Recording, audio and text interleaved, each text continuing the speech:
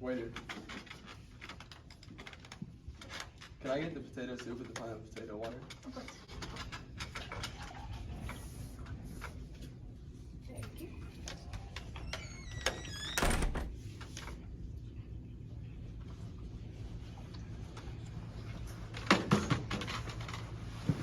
Waiter? The service here is slow. Waiter! Yes, sir. Finally some service. I will have the potato deluxe. Right away. Potato deluxe, I see. The famine must not be treating ye so harshly. My business is none of your concern. I see, potatoes? You know how much those be worth these days. Yes, I'm very proud of these fine potatoes. They come from my potato field in London. Devin, give me my stick. I shall teach this man a lesson.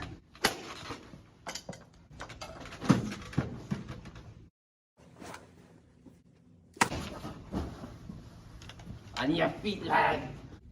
Because of his selfishness, I shall curse you. Ye shall be known as the beast. People, they will fear you and banish ye out of town. You will be strong, however. Your sorrowfulness will make you sad. Your sadness will make you just a weak, brittle monster that nobody loves. Ye will be lonely for the rest of your life. Now, out of my sight! Come, Devin, we shall leave this place. So, Delia, what you doing? Oh, just looking through some recipes to make our food go further. Why? Well, we don't have as much now, since Father said that the crop failed. So we're gonna starve. Maybe? Several weeks passed. The O'Brien household was losing food fast. Despite rationing their meals, they had to lay off their servants. The entire crop failed due to the famine that spread across the land. Mr. O'Brien knew that if he didn't get money or food soon, his daughters and he would starve. As Mr. O'Brien sat at his table full of bills, he suddenly remembered the wealthy man at the potato palace. He thought of all the potatoes that were stuffed in his coat. Then he said to himself, if he has potatoes in his coat, surely he will have a feast of them in his house. With this thought in mind, he set off with one potato sack for the house of the wealthy man. Little did he know that the wealthy man was a powerful lord of Ireland.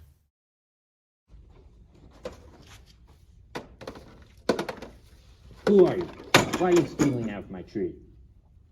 Answer me, thief. My lord, I've came to bring food to my daughters. Our crop has failed. Please, my lord, be merciful and spare me and my family some food. You greedy glutton, you. You shall pay for your crime. Please, my lord, I'll do anything. Please let me go. You said you had children. Indeed, my lord, 4 daughters I have at home. You will bring one to me. You will never visit her. If you do this, your debt will be paid. I'll do anything to please you, my lord. If ye go back on ye promise, I will find ye and make ye pay. Now scram, you dirty rascals.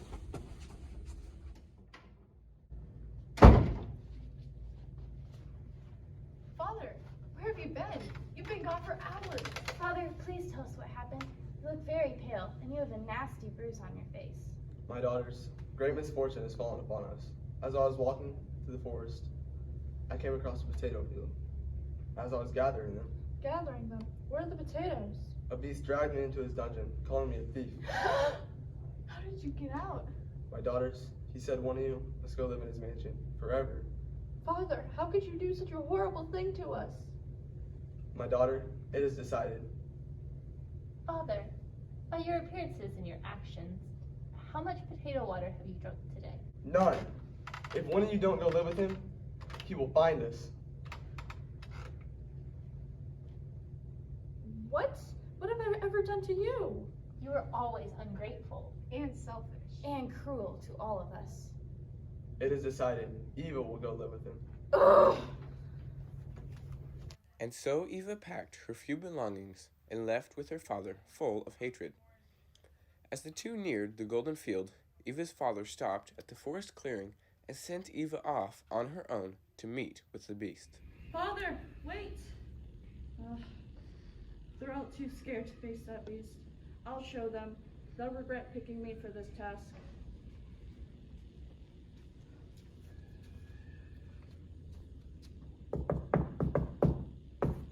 Who are you?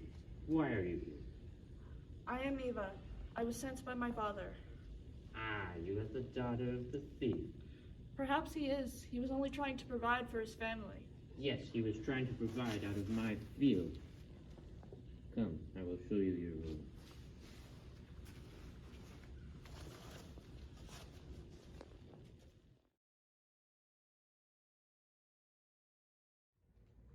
Life for Eva was indeed grand. She had all the food she could hope for, and comfortable clothes. But there was one thing she lacked. She lacked society. The beast did not accompany her much, for he stayed in his chambers most of the day. The beast's servants were never seen, but food always made its way to Eva's room. Weeks flew by, and Eva began wondering about her three sisters and her father. One day, Eva decided she was going to confront the beast. Oh, beast, tell me, may I visit my family for a season? After weeks of living here, you still call me Beast? I'm afraid you've never properly introduced yourself. You may call me Brandon if you wish. Maybe I will, in time. Why do you want to visit your family? After all, they sent you here. Why care for them? I was selfish, ungrateful, and cruel to them all. I deserve this fate. They deserve better. Perhaps you could send some food, if they're still alive. Food will be sent. I'm afraid I can't let you leave. And why is that? Sean, what are we doing here? Why, Devin, this is your place. This is the mansion of Prince Brandon, the terrifying beast I created not too long ago. And why is that important? Must I explain the plan over again? No, I'm just wondering why we're just staying here looking at the Lord's mansion. I wonder sometimes why I hired you. Sometimes I wonder why I work for ye, eh? Because no one else would hire you. I get away with barely paying you, but your thick-headed skull is still dumb enough to walk for me. You pay me hardly anything because you're brokey, eh? I'm smarter than that to pay ye anymore. I have a pot of gold. Do ye have one? I reckon that ye don't.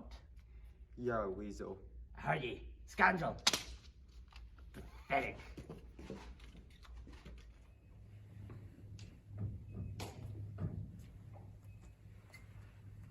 Have you made your decision yet, beast? It would seem I must give you some freedom in order to love me. You may return to your family for a season, if you wish. Love you? Who could ever love a beast?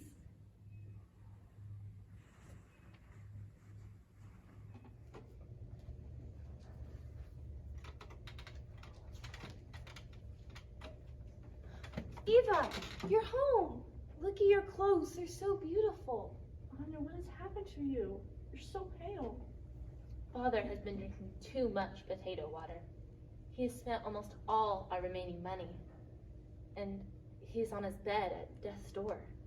After he dies, we don't know what's going to happen to us. I didn't know things were this bad. Well, they are. How does a prisoner have such nice clothes? Have you really been living in that beast's dungeon? Well, not exactly. Not exactly. How has this beast been treating you? Well, he's given me clothes, food, and... Food? Oh, Eva, how luck has smiled on your face. But, Eva, if you have everything you need, why are you here? Well, I got tired of him and... Tired of food?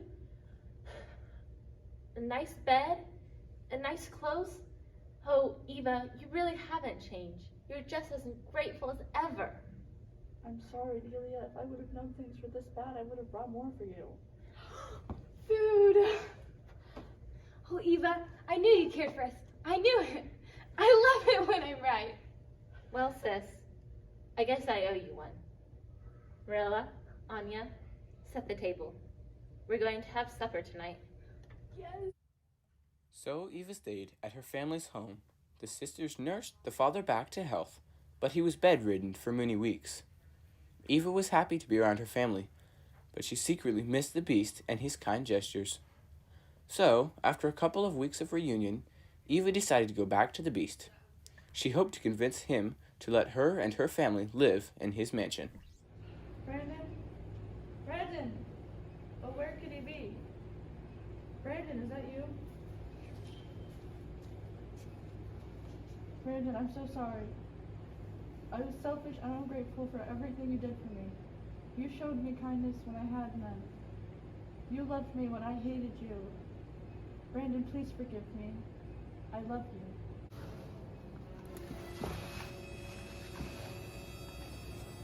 Brandon, you're human? But how? A leprechaun cursed me until I learned to be unselfish to others. The curse would break when someone I showed kindness to was grateful back. Eva, you broke my curse. I'm forever in your debt. Well, as you may imagine, Eva and her family moved into Brandon's mansion. Soon afterwards, Eva and Brandon got married. 5 years later, the potato famine ended. The country was once again full of prosperity and happiness. Thus, I can conclude that everyone lived happily ever after.